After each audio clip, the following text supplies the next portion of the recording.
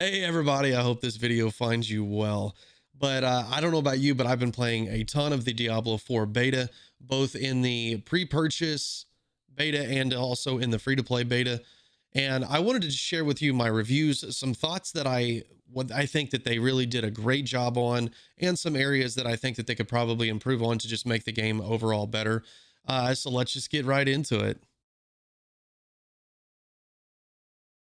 So the first thing that I want to start off with is I want to talk about the overall gameplay and how I felt it ran. From start to finish, I thought that the game ran pretty well for the most part, besides some hiccups and stutters along the way, which that's to be expected with a beta. But I know that they don't have too much longer to fix things. But I do think the overall gameplay was an absolute ton of fun. Start from the storyline right out of the gate. I thought, man, okay, this story was gripping. It was compelling. I thought that what is actively happening in the world, I thought was really fun and was really unique to it. One of the other things is that the side quests really do kind of filter in some of that storyline into the overarching story as well. And the side quests really do help you get identified a little bit more about the world that you're in the different towns and the variations of each one of those towns. So I thought both of those things, the story, the side quests, were both really, really fantastic. I could they have done better? Probably some, but I'm also assuming that there's going to be a lot more story to be told. And part of the dungeons, I don't really think that they really filtered too much terribly into the storyline. Some of them did, like obviously the requests that made you go to a dungeon or so forth. But even like some of the cellar events, or whatever you would like to call that, going down into the cellar and clearing those, I think that there could be extra nuggets of storyline or lore put into those that I think could have been really compelling about the world that Diablo 4 is. So I think that there's some opportunity there in those dungeons, and even expounded on in the side quests. The strongholds was an amazing idea. I thought that was just absolutely a stunning idea. I think that those were a ton of fun to do, and I'm excited to do more of those. The strongholds are, I just love it. I think that the whole concept of it is very, very good. Lastly, I want to talk about the world events. The world events were a ton of fun, and they seem to have a nice, good variation between each one. But the whole time that I was playing in each one of them, I was thinking, wow, if there was an ability to upgrade these world events to make it spawn some kind of crazy boss after the end fight, or of the current boss that it's currently there. It's like after you complete it, that you have an ability to upgrade it, and then something crazy happens to where you really do need to have a handful of people with you, or you're just going to get slaughtered. Something fun like that, I think, would be monumental to these world events. And what's something they could also do, if you wanted to upgrade those, you could take it one step further and tie it in to the storyline, creating a special demon that spawns, that people in the nearby towns are talking about, that there's side quests that filter into this event that you can do to cause that demon to spawn. That is a real opportunity that they can have with these world events. And to take it even another step further, is that you change them every week, or you only have a few of those that happen at each spot, and you don't know where they're going to spawn out. You don't know where you're going to spawn them, where those special demons are going to spawn at. So there's so many different ways that you could make those world events better and make it feel even more rewarding at the end. I don't want to get too much into that, but I think that there's a real opportunity there to make these things exceptional. So that's my thoughts on it. Next up, we're going to be talking about the characters. I personally maxed out a sorcerer and a necromancer, both of them being ranged characters, and they both felt extremely, extremely, extremely powerful. Basically, anytime that I was playing with somebody and they were playing a melee character, it just felt like I was melting enemies so much faster than what they were able to. And so, on top of that, I think that the ranged characters probably across the board need a little bit of a nerf, and the melee characters across the board need somewhat of a buff. So my friends that were playing with the beta with me, or community members that are in the Discord, I listened to a lot of their feedback and how they played the melee characters, and I think across the board they all agreed that the melee characters did not feel as strong as they would have liked them to feel, and so they probably need a buff. And you had to make them to where they were viable. You had to go a very specific pathway to be able to make that character really worth your time, and to worth your time playing, and to have a good time across the board by playing it. So I think those two things need to happen. More than likely, the sorcerer for sure needs a somewhat of a nerf. But I don't want to scrutinize this too terribly much, because we don't know what that second half of the game and the leveling is going to feel like. So maybe the melee characters at the beginning of the game, maybe they're meant to feel a little weaker, and the ranged characters are supposed to feel a little bit weaker. And as the game progresses, the melee characters become stronger in the latter game, and the ranged characters kind of fall back down to where they're more even.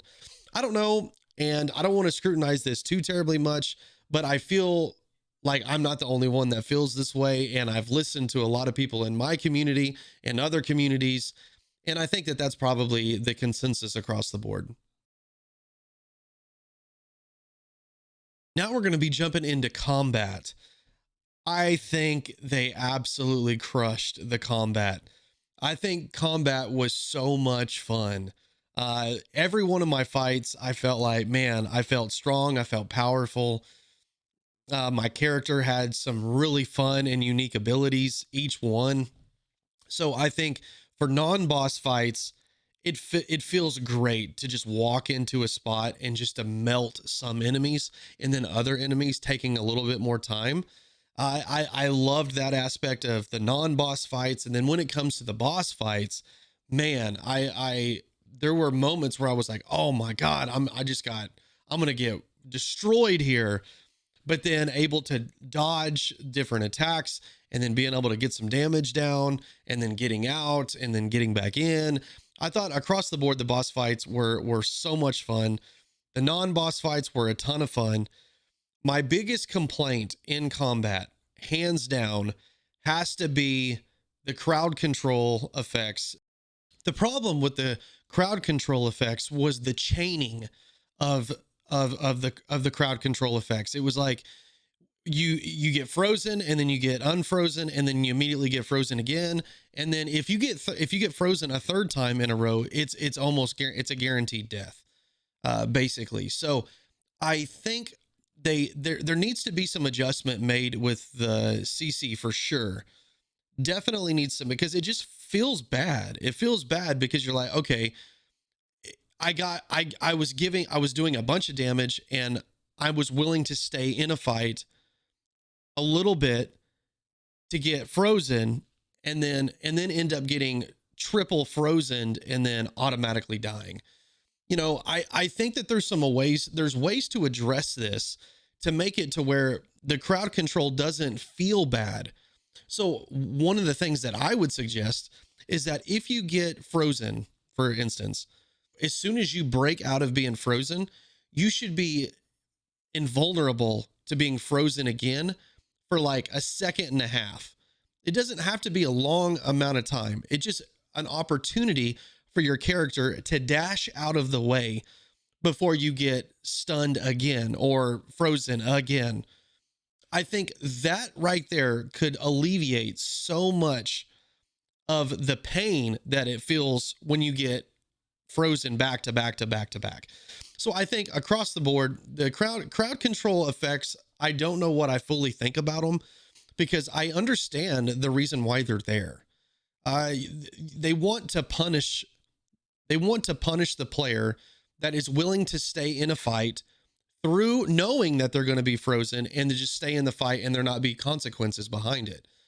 Like, I fully understand that, but it's the consequence that it's like, if I get frozen one time, then ultimately I'm going to get frozen multiple times, and then I'm dead. that just feels bad. That just feels bad because there was a couple of different times where I'm like, I'm playing this boss perfectly, or I'm in a boss fight. I'm doing everything perfectly. I get freaking stunned or frozen one time, and then all of a sudden all the good gameplay right before that just is completely nullified. So I think that there's something needs to be addressed with that. It just like I just think that there's easy ways to fix that. And I think the easiest way is that as soon as you get from being stunned, you get a invulnerability to that same exact stun for a period of time so that your character has to be able to dash away or to get out of that fire situation. But across the board, I think the combat was insane. I had so much fun. And and I every character I just enjoyed playing differently. Even in each one of the classes, it was just there was a lot of excitement behind each one of the builds. So that made combat feel fun and exciting no matter what build I was using. So I think that they did a really fantastic job on combat.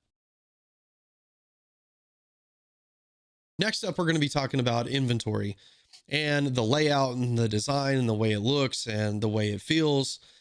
I totally think that they did a pretty good job with the inventory. I think it's fine. It's good for the most part. There is something that I felt like was driving me bananas is when I was looking at my inventory and say I was comparing items. When I was comparing items, it was so difficult for me to look at like what I have versus what I could have, because the way that the stats lined up, they were not across, they weren't the same. So it's like if I'm looking at something that gives +7 to intelligence, it might be up here on this one, and there might not be the +3 intelligence on this one, might be down here. So it's like I'm going, okay, there's an intelligence, does there intelligence buff here? Okay, is there here? It's just it's not equal across the board. And it was really kind of like daunting to try to look at this and try to, man, like really identify, is this a better piece of gear or not? So I find that to be really frustrating when I was going through doing the comparison. That was probably one of my biggest complaints of the inventory as a whole. I'm going to be talking a little bit about this later when in reference to mouse and keys and on controller. Obviously, inventory management or anything inventory related on a controller sucks, but I will get more into that later. But across the board, I think the inventory is pretty good.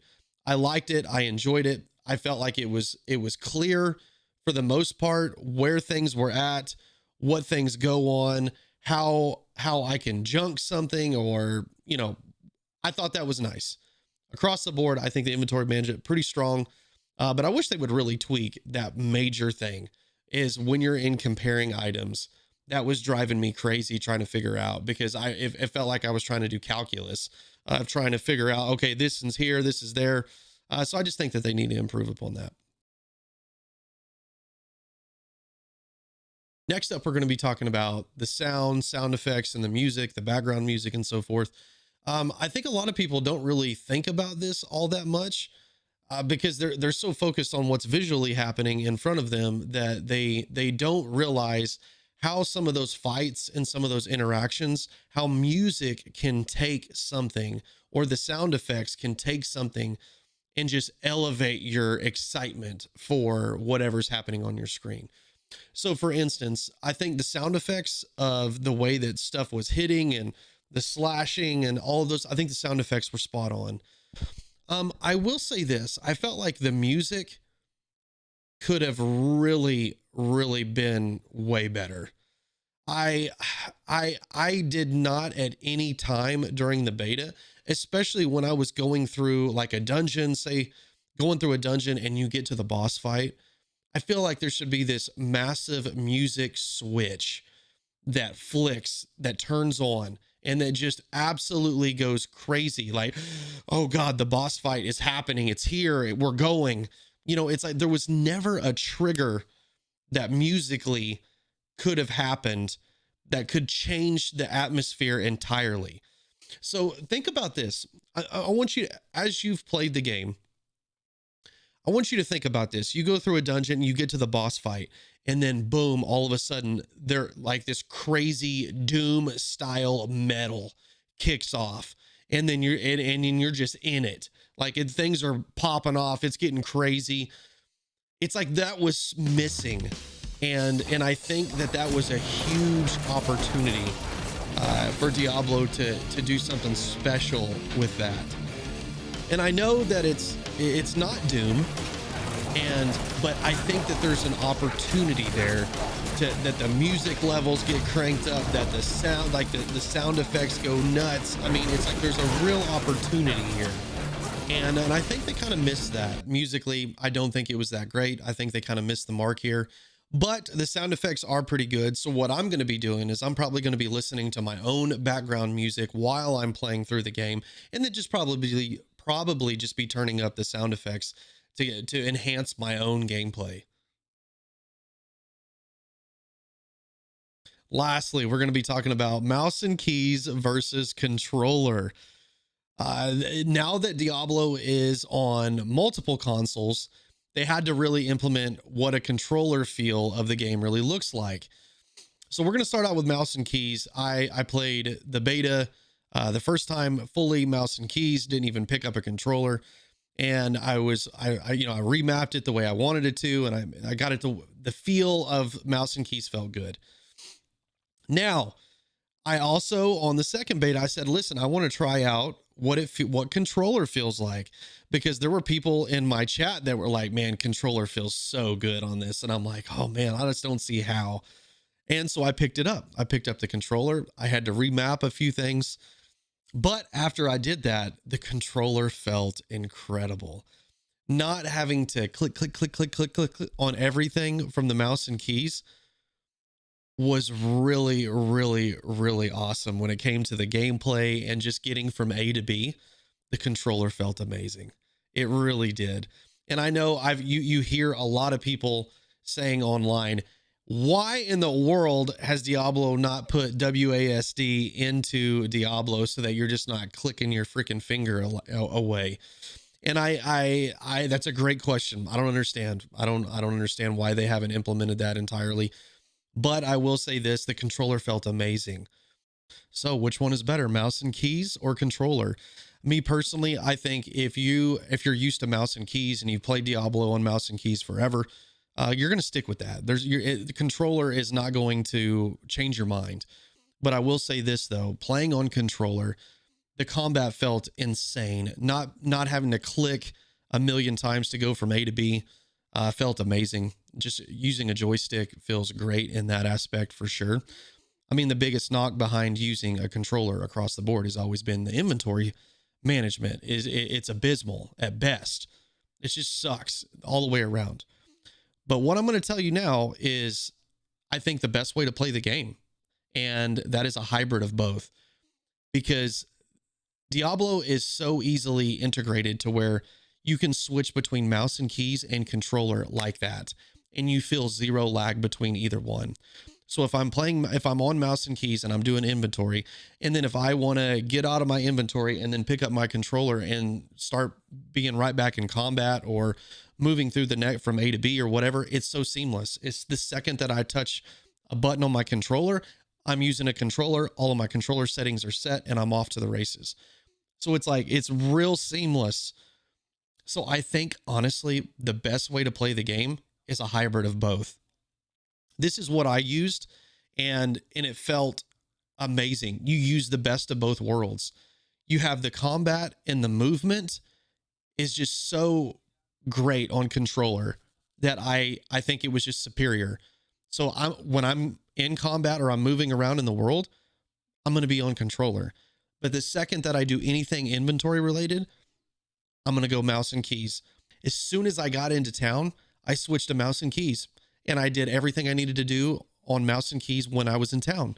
It just feels better when you're in that kind of environment to be on mouse and keys, hands down. But then anything combat related just feels better on controller. So honestly, I think the best way to play Diablo, mouse and keys, controller, it's actually a combination of both. All right, there's only one thing left to do. What was my overall score? of the Diablo 4 beta. And I will say this is that I do think that we have to be cautious with how we view the game right now, simply because we have no idea what the end game looks like. There's a lot of things that I talked about that actually could be different in the end game and for the betterment of the game. And my hope is that they hear some of these different things that content that I've created or somebody else has created to make the game better. And I hope that they listen to that, and I hope that they can make some changes before the game releases. But my overall score, I'm going to give this a 9.0. I thoroughly enjoyed the beta. I mean, it was so much fun. I had a blast. I had a blast playing with other content creators and community members. It was just it was a good time. I had such a good time playing it. Now, I talked about some of the different things that I think that they can improve upon, but those things that I said were very much things that if they made those changes, I think could really expand and expound on the game and make it just so much better. I'm going to be putting a ton of hours into Diablo 4, and I'm really excited to make more content around Diablo 4 and also some other games. So if you enjoyed this review, make sure you hit that like and subscribe button. I hope you enjoyed the review. Let me know what you thought of the Diablo 4 beta in the comment section down below. Thank you so much for watching, everyone. Cheers.